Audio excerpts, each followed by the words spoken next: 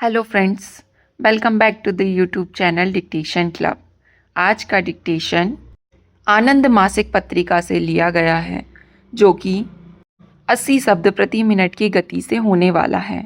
अगर आपको इसकी पीडीएफ अलग से चाहिए तो नीचे डिस्क्रिप्शन बॉक्स से आप टेलीग्राम ज्वाइन कर सकते हैं, वहाँ आपको इसकी पीडीएफ मिल जाएगी।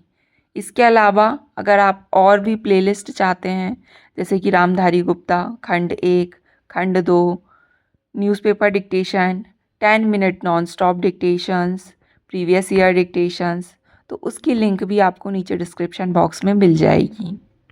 और आपको डिक्टेशन पसंद आते हैं तो वीडियो को लाइक ज़रूर करें और चैनल को सब्सक्राइब कर लें, ताकि भविष्य में आने वाले डिक्टेशन आपको मिलते रहें।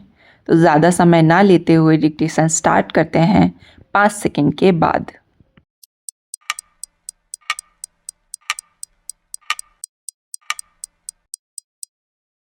स्टार्ट। बहनों व भाइयों, मेरे देशवासियों ने इस महान गणतंत्रीय देश का 7वां राष्ट्रपति चुनकर मुझे जो सम्मान दिया है, उससे मैं बहुत प्रभावित हुआ हूँ। राष्ट्रपति के कार्य गंभीर, नाजुक, कठिन और राष्ट्र के लिए बहुत महत्वपूर्ण होते हैं। मुझे अच्छी तरह मालूम है कि राष्ट्रपति का उत्तरदायित्व निभाने के लिए उच्चतम गुणों की आवश्यकता तो होती ही है, पर साथ ही इन्हें समझने और निभाने के लिए ईश्वर की कृपा और राष्ट्र की शुभकामनाएं भी बहुत ज़रूरी है। विश्वास करता हूँ कि मुझे यह सब प्राप्त होती होगी और मैं प्रतिज्ञा करता हूँ कि अपने से पहले सम्माननीय राष्ट्रपतियों की महान परंपराओं का अनुसरण करने की पूरी कोशिश करूँगा। समय की मांग है कि हम उन भयंकर खतरों को महसूस करें जो हमारी राजनीतिक और सामाजिक व्यवस्था के सामने हैं। यदि हम राष्ट्रीय जीवन को और अधिक अनुशासनपूर्ण ना बना सके तो हमारे मूल्यों की बुनियाद को ही खतरा हो सकता है। हमें पक्के इरादे और पूरी ईमानदारी से एक ऐसा वातावरण पैदा करना है जो निर्बलों, अल्पसंख्यकों और पददलित लोगों को आर्थिक मुक्ति और सामाजिक न्याय दिलाने में सहायक हो। हमें विभिन्न राज्यों, जातियों, धर्मों और विभिन्न भाषाभाषियों में भावात्मक एकता स्थापित करने की कोशिश करनी है। अनेकता में एकता ही भारतीय संस्कृति का आधार है और यही भारतीय जीवन का मूल मंत्र है। क्षणिक मौजूदा तनाव और कठिनाइयों के बावजूद हम सभी को राष्ट्र और समाज के प्रति अपना उत्तरदायित्व निष्काम भावना से निश्चयपूर्वक निभाना है। बेशक हमारा राष्ट्र विशेषकर पिछले 250 वर्षों के दौरान प्रगति के रास्ते पर आगे बढ़ा है और अब हमें इस प्रगति की गति को न केवल बनाए रखना है, बल्कि और भी तेज करना है। इस समय हमें अपने नैतिक मूल्यों को विकसित करने, अपनी शक्ति को रचनात्मक कार्यों में लगाने और प्रत्येक क्षेत्र में उत्कृष्ट काम करने की भावना पैदा करने की आवश्यकता है।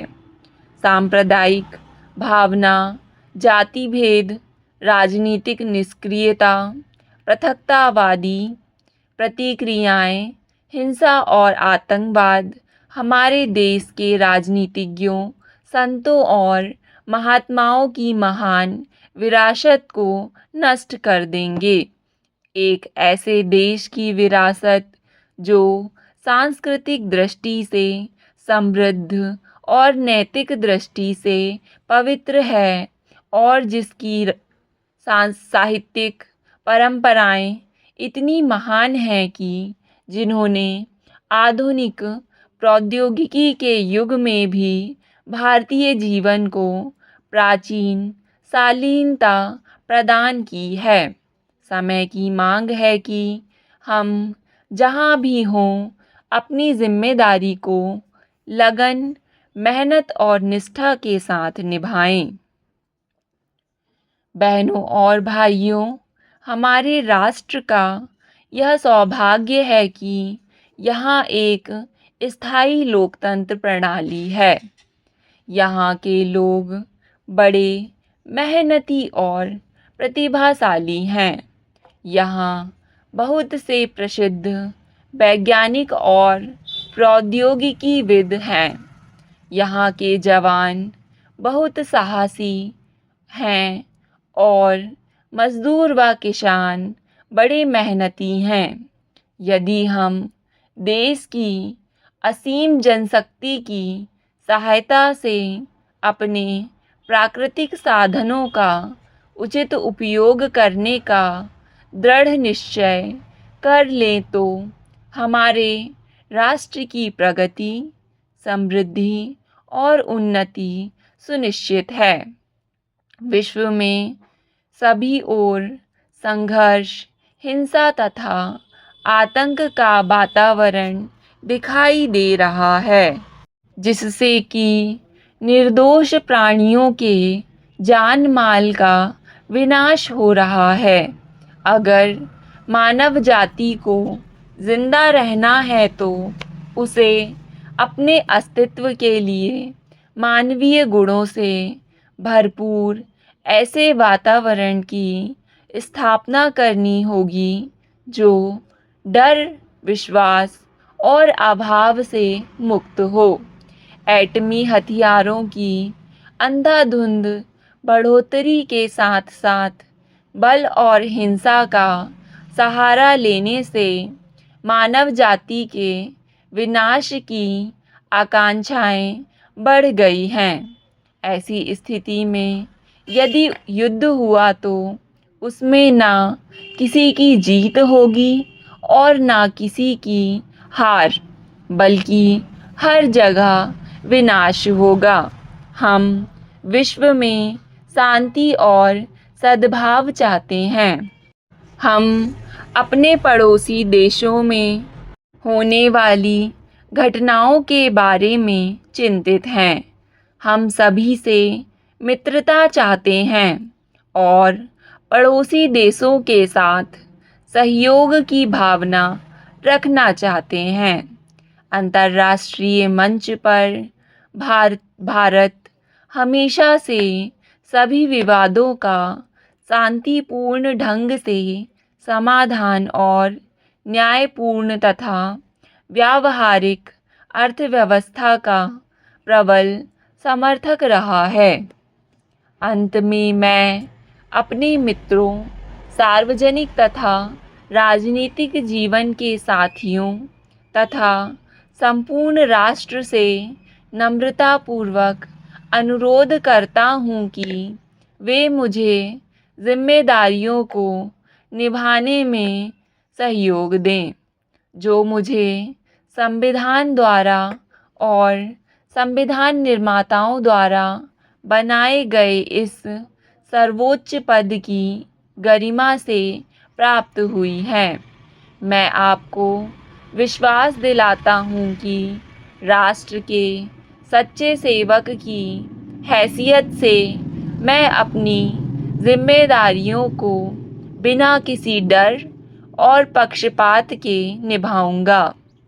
मैं सदा ही इस गुरुद्वारा साहिब तख्त श्री केशगढ़ साहिब में हाजिर होता रहा हूँ और हर बड़ा कार्य आरंभ करते समय या आरंभ करने से पूर्व मैं यहाँ प्रार्थना करने आता रहा हूँ। जब भी जितनी बार भी मैंने यहाँ प्रार्थना की है वह कभी व्यर्थ नहीं गई। अब मैंने महाराज के चरणों में यह प्रार्थना की है कि मुझे देश की समस्त जनता के सेवक की हैसियत से सभी के साथ न्याय करने की शक्ति दे। स्टॉप। डिक्टेशन पसंद आए तो वीडियो को लाइक तथा चैनल को सब्सक्राइब ज़रूर करें। धन्यवाद।